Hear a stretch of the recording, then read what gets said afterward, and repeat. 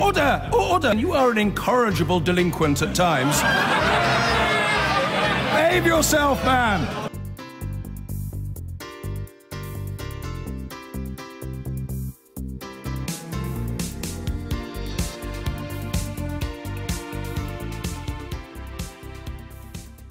Now, in the second of our New Year Leaders interviews, I'm joined by Scotland's First Minister, Nicola Sturgeon. Welcome, Nicola Sturgeon. Thank you very much. Can I ask you, first of all, do you now accept that Scotland is going to leave the EU? Well, I still hope that there is an alternative to that. I think it's best for Scotland. I believe that it's best for the UK to remain within the EU. But I have a job to do, which is to pragmatically look at how I best protect Scotland's interests in all circumstances. So, assuming that the UK is going to leave the EU, we then have to look at what the potential outcomes are and work out what the best or the least damaging outcome will be. Tomorrow, the Scottish Government will publish a paper looking at the 3 potential Brexit outcomes, short, of course, of staying in the EU, and they are staying in the single market and the customs union, or a free trade agreement, or reverting to WTO terms. And what that so those paper are will impact show, papers, basically. That's modelling that the UK Government, to its great shame, all these months after the referendum, still hasn't done itself. That will model the impact of each of these 3 outcomes on Scotland's economy. And what the paper will show is that each of these 3 outcomes will damage our economy, but staying in the single market and the customs union will be the least damaging in terms of the impact on our economic growth and future prosperity. Now, we haven't seen the impact papers if they've been done by the British government. I don't know if you've seen them yourself, have you?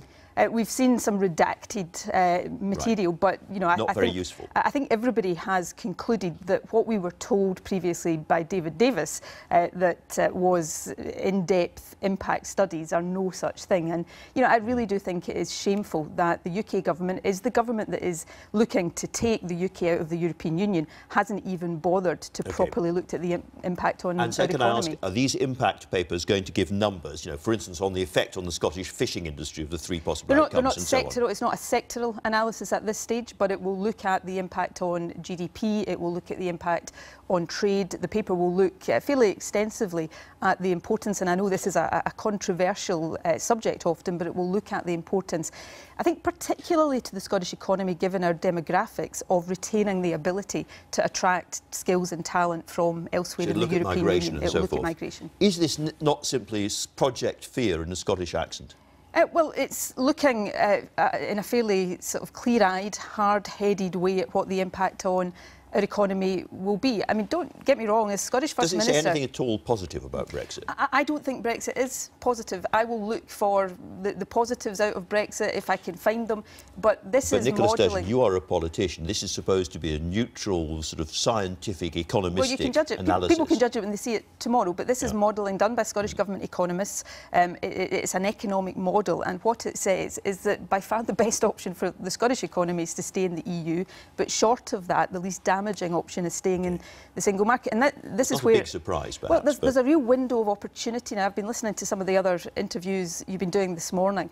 I believe that there is a majority in the House of Commons for remaining within the single market if Labour gets its act together. Now, I heard you put it to Emily Thornberry that the vast majority of Labour members want to see the UK stay in the single market. So if we can bring that consensus together, then I believe there is an opportunity to... This is a conversation you have to have with Jeremy Corbyn, I suspect. Well, Jeremy Corbyn has to decide where he stands in all of this. I think most of his supporters will be deeply disappointed that he appears to be only slightly less in favour of a hard and perhaps the hardest possible Brexit than the Tories are, and many will find that completely inexplicable.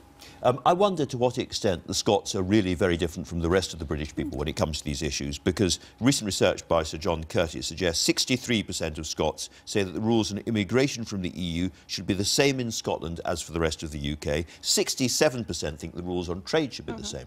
Well, that John Curtis research was interesting. It said that the vast majority of people want things like fishing and agriculture to revert to Scotland rather than be centralised in the UK. If you take free trade and immigration, for example, 63%, as compared, I think, to 53% across the UK, would prioritise free trade over curtailing immigration. They want. So there are some similarities, there are some differences, but I think we'll see those figures potentially change quite dramatically if we start to see the outcome or the shape of this next phase of negotiations demonstrate that the path the UK government is going down is going to be deeply damaging to our economic interests. It's easy for people to get confused about it. It's a very confusing and complicated journey we're on.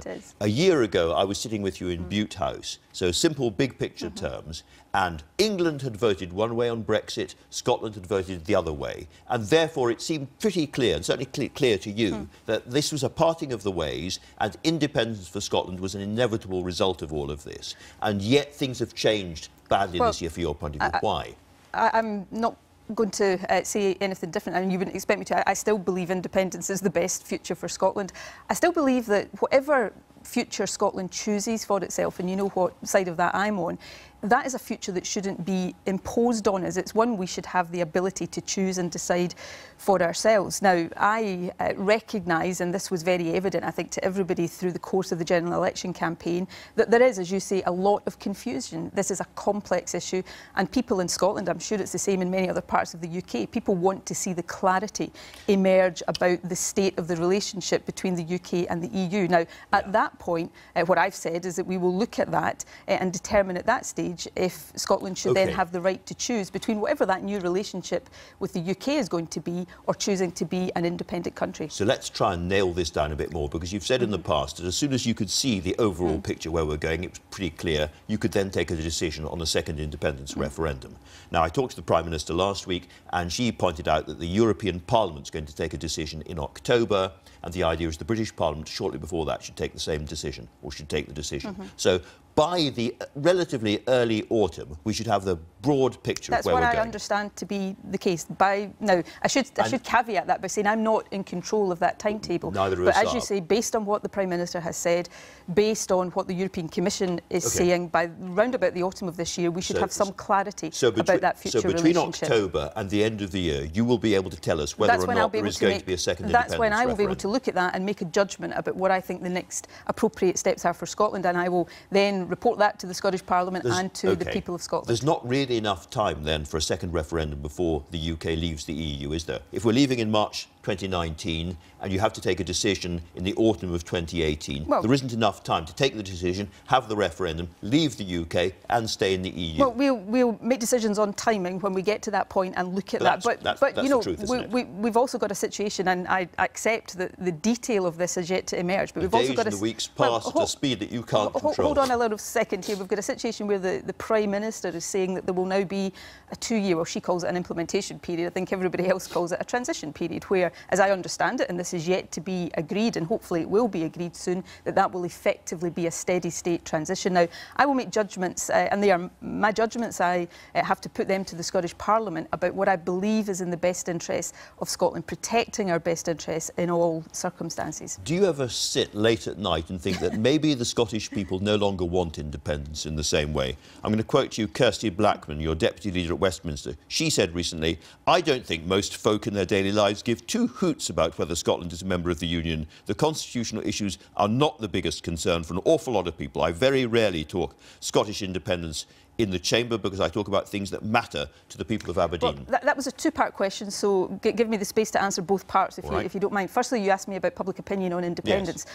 Most of the opinion polls that have been carried out in Scotland since the referendum in 2014 show that support for independence is either the same or in many, many cases has actually increased. So we saw a poll just before Christmas. Or some that say lower. The majority, though, would say that support for independence has grown. There was one that put support for independence at 49%. Of course, in 2014, the outcome, the yes vote was 45%. On Kirsty's point, Kirsty was making a point there that I've been making all of my... the point she was making, which is one I've made throughout my entire political life, is that independence is not some constitutional abstraction. It is about the living standards, the society, the economy we have, and that relationship between how we're governed and those conditions for Scotland is the important relationship, and that is the point that Kirsty was making. I'd like to ask you two very, very important process questions. First of all, as I understand it, when the withdrawal bill goes through Parliament, there then has to be a process of legislative approval by the Scottish Parliament and the Welsh Assembly and so forth.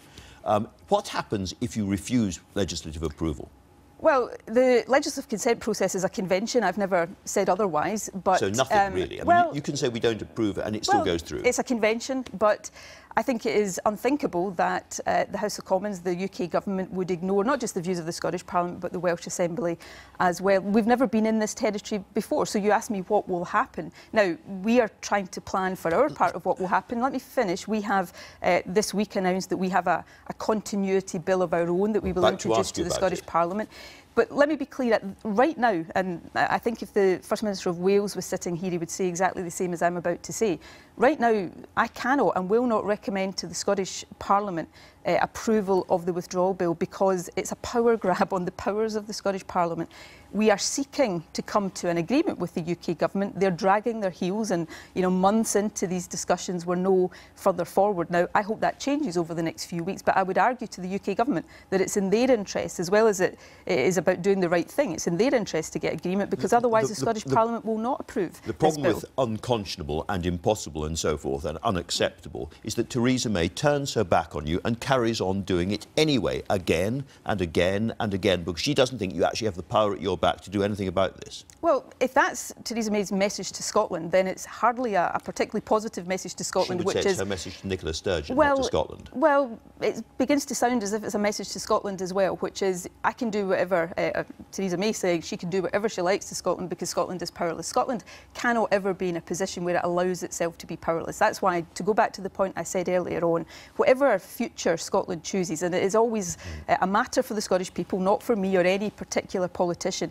it must be a future we choose ourselves, not one that is imposed upon us by Theresa May or whoever her successor may turn out to be. Let me ask you about this continuity bill you were mentioning just now. I don't quite understand that. That is to deal with the consequences of British withdrawal from the EU. It will look at... to Scotland. Yes, so how does it work? It's effectively a Scottish version of the withdrawal bill, which will look at the areas that are within devolved competence and legislate to continue EU law, the effective EU law in Scotland after Brexit. Just give me a concrete example of what that would mean. Would it mean Scotland staying inside the common agricultural policy, for instance? No, it's about, effectively, the withdrawal bill says on the day after Brexit, all of the laws we have just now, the law, for example, that you were talking about to Brandon Lewis earlier on about ending credit card charges, they stay in place until such time as the House of Commons, or in our case, the Scottish Parliament, choose to change those. It's a continuity bill. Now, we may not have to introduce that if we can reach agreement with the UK government, but we will not stand back and watch and give our approval to